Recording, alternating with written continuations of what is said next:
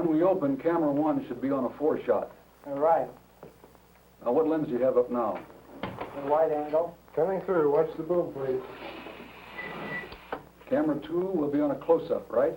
Right. Could I have a level, please? All right. Quiet, please. Now, gentlemen, we'll need a level on the voices. Just identify yourselves and tell us where you're from. My name is Edgar Dale from Ohio State University. I'm Marshal McLuhan from the University of Toronto.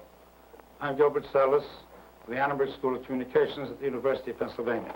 And I'm Keith Tyler from Ohio State University. That's good. Thank you. All right, let's take it. Camera ready? Raise that mic a little. Camera's ready. Sound ready? Okay. Quiet, please. This will be a take. Roll it. Rolling. Speed. Communications Revolution, scene 1, take 1. Action.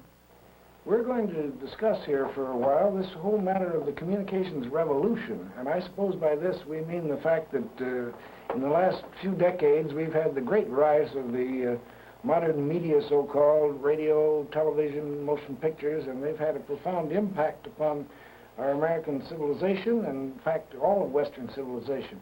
You did a nice job the other day, Mr. Seldes, in kind of delineating what is involved in this, and I think this might be a very good way of beginning. I think what you have in mind is a reference I made to the variety of scholars who are approaching the field, and I was trying, and still am trying, to assure myself that we're more or less talking about the same subject. I think we are in this sense, that while you have an approach from a sociologist or a philologist or any number of ologists to the subject, we're, on one side, we're all trying to find out what is the nature of the new communications? What is the special nature of each one of the media, such as, say, the moving picture or broadcasting? What is the nature of all of them, all of the mass media, as we call them, put together? And I think that from that, almost everybody in the field certainly isn't satisfied with stopping, deciding what is the essence. We're not Platonists. I think we all then want to say, what do all these media do to us? And then I'll put my own specialty in. What do we do about that? Now, I don't think I differ too much from you, Mr. McLuhan. No, I've learned a great deal from your own work, Mr. Seldes, and you were in this field before any of us. And we've toiled along in your footsteps, as it were. You and I share, however, I'm pretty sure share an enthusiasm for someone else, which is Harold Innis, the Canadian economist. Yes. Don't you think that he phrased the essence, really, of the revolution in, you probably know the actual words that he used, of the connection between an enormous change in the means of communication and a change following in society. You know, McLuhan, you might do what I've known you to do, which is to characterize the former period as the print period and the present period as the electronic period, and kind of point out what sharp distinctions you think are involved. I think one of the things that happens when a new medium comes on the scene, you become aware of the basic characteristics of older media in a way that you were not when they were the only things around. I think we're becoming more aware now of what print is than we were before. Radio seems to have acquired more sense of its own identity since television, and movies likewise. So there's a great advantage in one way in this revolution brought on by a new medium in revealing some of the earlier features of older media, making them more intelligible and more useful, giving us more a sense of control over them and so on. Which is to say that when we get into this electronic period, we don't give up the print man. No, it would seem natural that older forms are put to new uses and discover new roles. The book, for example, in our time has discovered many new functions that it never had 50 or 100 years ago. It has become very powerfully directed toward teaching people how to learn other things besides books, how to learn arts of many kinds. The book has taken on a vast new function as a means of informing people, directing people's skills in many, many areas. Mr. McLuhan, you've sometimes spoken about print as linear. Now, Suzanne Langer, in her book, Psychology in a New Key, speaks of discursive and non-discursive communication. How would you fit this into that scheme that she has developed? Well, I think people who are subjected to the arrangement of language visually in lines, highly sequential and precise, rigid, develop habits of arranging their lives, arranging their whole social existence, which are very closely geared to these forms. They're not specially aware of this. Lineality, though, is not characteristic of radio or television or movies. And so we have been subjected to tremendous new forces, new influences, which have broken up the older habits acquired from the print world. Would you say we tend to think in straight lines until we break away from? We still like to speak of following a person or Yes, drawing conclusions in lines. Yes. And I don't follow you, or I do follow you, sort of thing. It does suggest, yes, that we think of thought itself. But notice our contemporary phrase, I dig you. This is closer, surely, to the medium of television, which, incidentally, has had the strange effect on the young of driving them to the libraries to ask for fact books. The librarians report there's a tremendous new taste in the young for fact books, not fiction. I'd like to get at Now, one... well, I mean, I was thinking the fact book is a thing that you have to dig. You don't read it in a line at just a story level on a single plane. You have to dig a fact book. Yeah. And the youngsters today dig their reading. They read in depth. But in a sense, you're saying that one of the characteristics of this revolution is that people are with things. That is to say, we are communicated with so much more rapidly that we are with the events rather than linearly learning about them afterward, event by event. But not a merely descriptive or narrative relation or mere point of view relation. You see, if you have a point of view, you're not really with a situation. You have already abstracted an angle, an aspect as yours. In the new situation, being with it, you don't have a point of view. You merely identify at all levels, your whole being. Well, are you saying that photography and these new arts are more primitive, that we need to abstract less with these new media?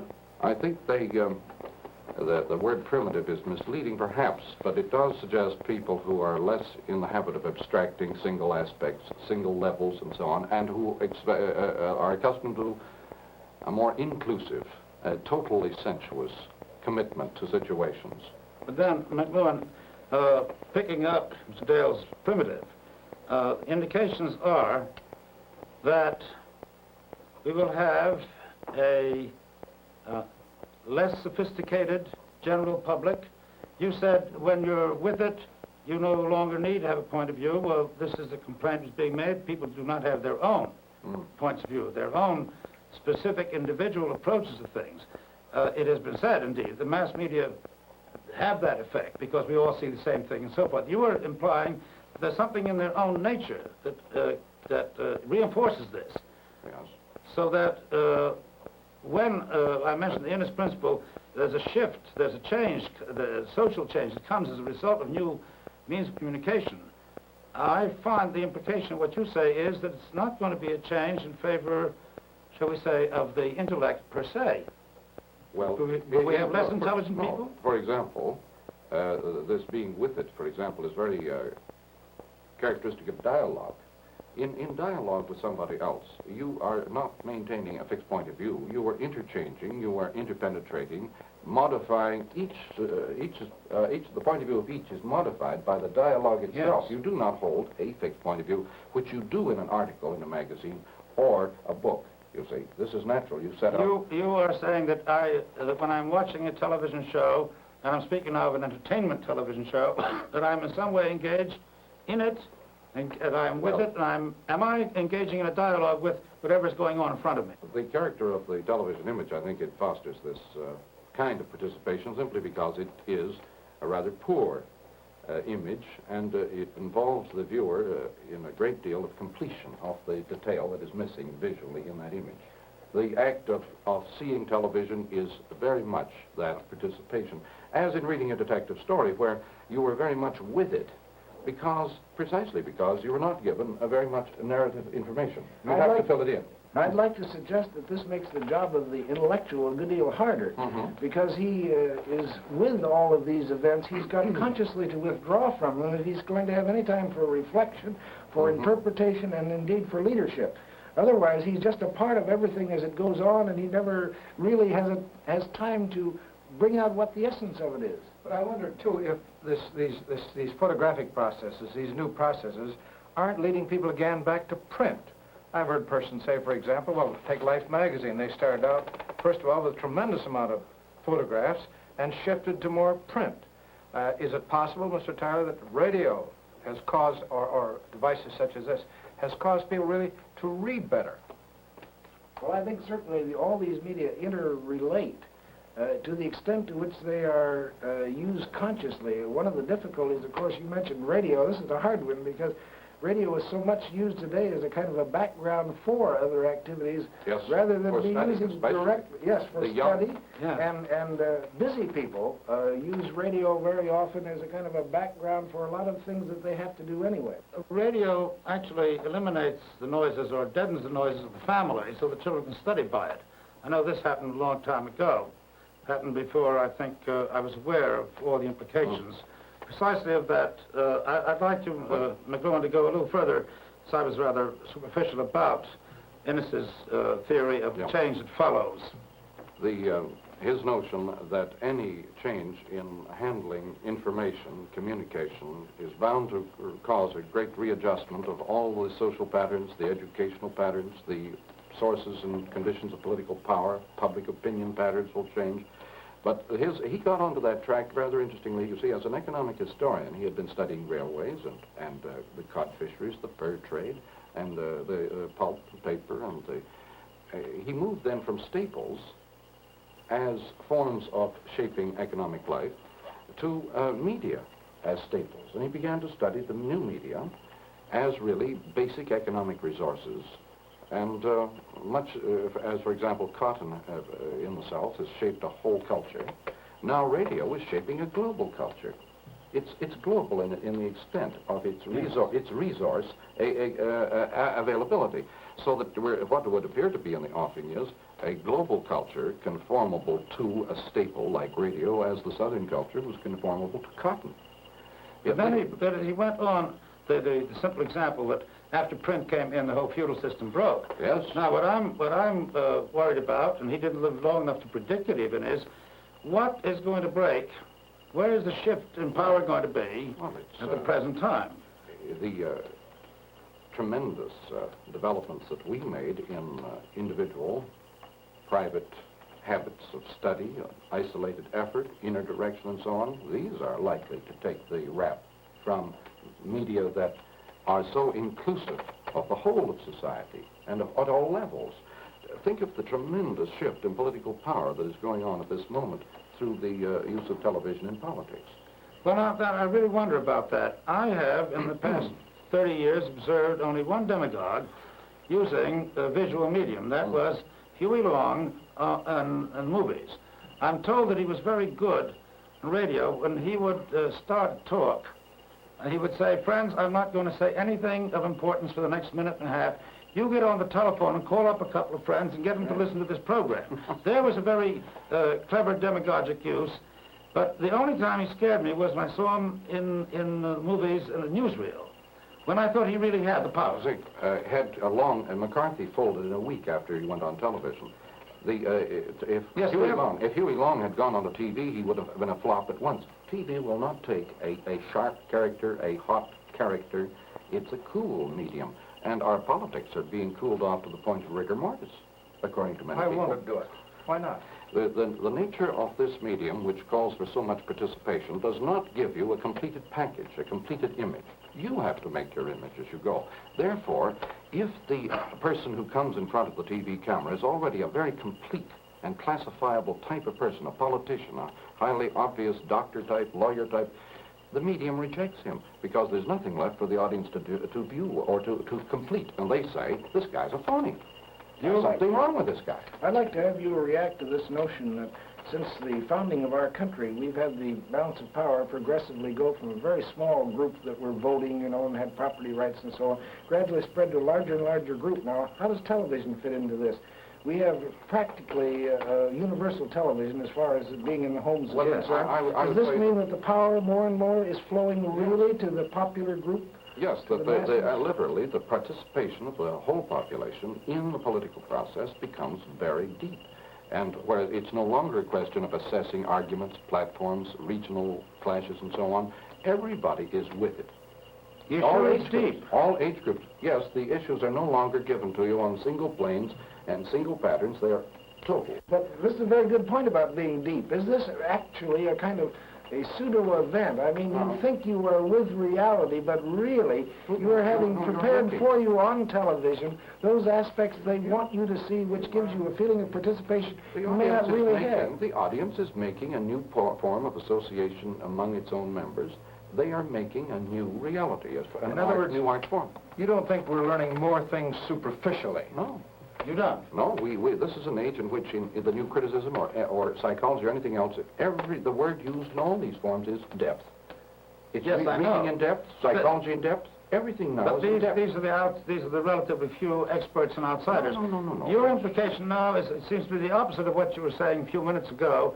And I'm not trying to trap you, Marshal. I'm trying to find out. Well, But at one point, it is my understanding that the thing we need to be troubled about by these mass media is the creation of the non-individualistic person, the one who is with it, so he's with what everyone is doing, to use what is now the hackneyed word, it's the conforming person. together. On the other side, you were saying that, however, television can be used to convey information in depth, and the implication is it can actually be used to make people think. The forms of entertainment that work best on television, whether it's Padishevsky or even the Power Show, are ones which admit of a great deal of casualness, in which people can be introduced and dialogued with in the presence of the camera at all sorts of levels of their lives. You capture them at all sorts of strange and offbeat moments of their existence. And this kind of probing and peeling off the superficial aspects of people and so on is normal to this medium. It is a depth medium. The movie medium is, by comparison, very much a photographic slick package medium, which gives you a very highly defined and a very slick, complete package. But I still want to go back to a question I asked earlier, which is that with this feeling of being with everything, isn't there still the need, even more so, for at least the intellectual, and I would think more and more everyone, to abstract himself from being with and have time for reflection and for becoming, let's say, an individual rather than simply a conformist masked man? Well, intellectuals don't necessarily require privacy. They need the stimulus of intellectual conversation. Well, And they have they to can, think, yes, certainly. but you can do a great deal of thinking in the course of a prolonged dialogue with able people. And But not a dialogue with television. That is precisely where I'm with you. Can we really be thinking, except at the time when we've stopped looking? this is a good time, I think, to bring up a point that when any new form comes into the foreground of things, we naturally look at it through the old stereos. yes, We can't help that. This is normal, and we're still trying to see how will our previous political and educational patterns persist under television. We're just trying to fit the old things into the new form, instead of asking, what is the new form going to do to all the assumptions we had before? This is not necessarily good. And we are all, I think all of us here learn to read, and we therefore protect books. But in the books we can read that when the book came in, it was denounced because people were being studied from books, and they said, well, how can you study from books without the authority of the teacher there? Now we say, how can you have television in the schoolroom without the authority of the book? I see that, but I'm not sure that there doesn't come a point when the enormity, I was going to say, the vast amount of what we can get from our new media doesn't really, to an extent, make it unnecessary to think deeply and maybe difficult to think. I'm dubious. There's another point, too, here. It seems to me that with television or with film, it's moving along at a continuous speed. In other words, you haven't any way of checking it. Now, with a book, you can check it. You can go back. You've got a kind of record. Yeah. And we can't assume that a person is going to get a videotape or is going to arrange to have this film rerun in the theater. So you don't get a chance to check certain of these new media. You will just have to take it as it comes along. On the other hand, the degree to which, when reading, that you are in the hands of an author, the degree to which he merely carries you along for a ride, passively, has always been bypassed and not discussed by book readers. They have the illusion of being engaged in great private intellectual discovery. Actually, they're going for a ride. I begin to see that we're talking about the importance of whoever the individual is who's in front of these media. He's got to be active in his response, which suggests something that Seldes likes to point out, that we ought to be doing something in classrooms at all levels to make, let's say, more discriminating consumers out of people so that they don't just look at this instrument, but they react positively to it. I want a race of critics. At what age they should begin, I don't know. But I think you can't begin too early. Well, We have, I think, in North America, education generally, we have not encouraged criticism 16 years and after. The Europeans have always stressed criticism as a value in the young after 16. It's After quite clear, 16. gentlemen, we've raised a lot of questions, and we're not going to answer them in one short discussion. Surely we must, it's very valuable to get these things out there for inspection, to know what are the relevant issues. Right. And reproof, possibly, if necessary. Cut. Save lights.